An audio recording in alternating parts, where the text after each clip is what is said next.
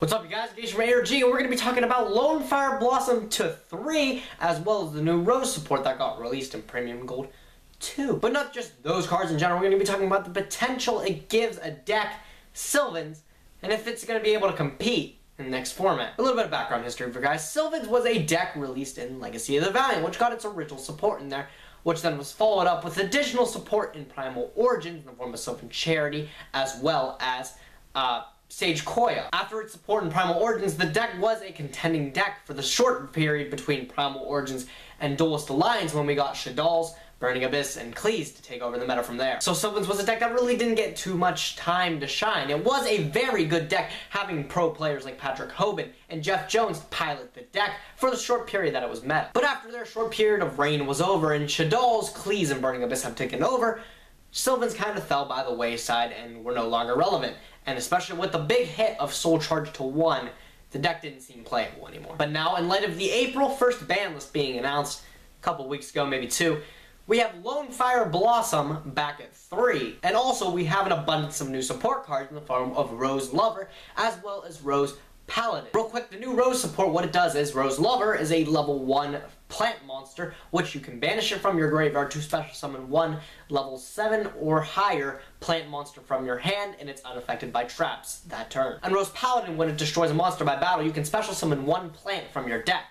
Or you can pitch it from your hand to search 1 level 7 or higher plant monster from your deck and add it to your hand. These cards are both synergetic with the Sylvan deck, being able to, with Rose Lover, being able to special summon dead Hermit Trees or dead Sage Koyas in hand, and have them not affected by traps. That's pretty cool too. And Rose Paladin kind of plays along with that as well, being able to search Sage Koya and Hermitry, adding them both to hand. Now, in my opinion, adding a Sage Koya to hand is no joke, because that thing's easy to special summon, and it's so good when you can drop a level 7 for free. And Rose Lover kind of solves the problem of having dead Hermitry in hands. If you don't happen to have the field spell on board, you're able to just drop it from your hand, immediately getting a level 8, which is really, really convenient. Now back to Lonefire Blossom a second. Lonefire Blossom at 3 not only enhances your Soul Charge plays, but it also has added consistency of actually drawing into a Lonefire Blossom, which sometimes it may seem kind of bad, but most of the times it's just okay. Because if you happen to draw into a Lonefire Blossom, you're able to go Lonefire Blossom, now into Lonefire Blossom,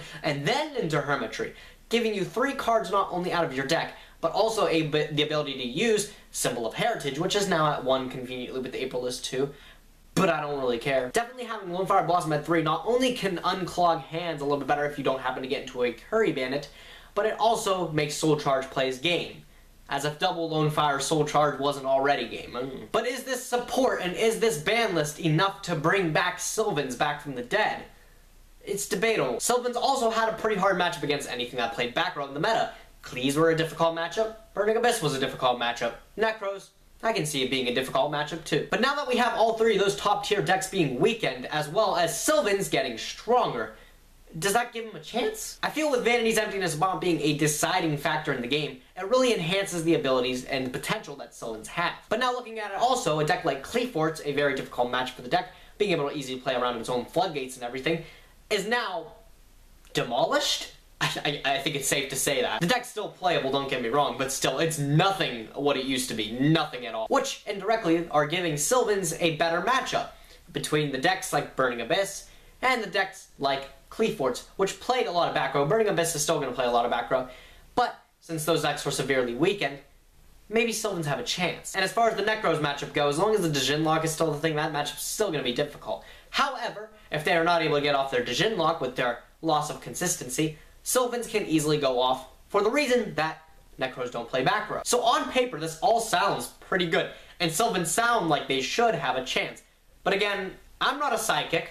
Only time will tell if it'll actually do anything. This kind of goes hand in hand with Fire Fist, as well as Gladiator Beasts. They got stuff off the ban list, but again, only time will tell if it actually matters or not. However, I, in my honest opinion, do feel Sylvans, with their new added support with Rose Lover and Rose Paladin, as well as Lonefire Blossom, I love Lonefire Blossom, back at 3, I think they have a chance. ARG stands for A Righteous Guacamole. It also happens to stand for Alter Reality Games. If you want to read articles from the toppest of top players, if you want to buy or sell product, and if you want to attend high-level events, Alter Reality Games ARG.com is the place to go. Be sure to like our Facebook fan page and subscribe to our Twitch stream if you haven't already. Also, I asked one more thing of you guys. If you happen to catch our live stream from ARG Connecticut, I think it was past weekend, maybe 2 weekends ago, we have a survey up from all the new things Mike, my coworker, and I have done for that event. We had a whole bunch of new content renovations and everything, and new segments, including deck techs,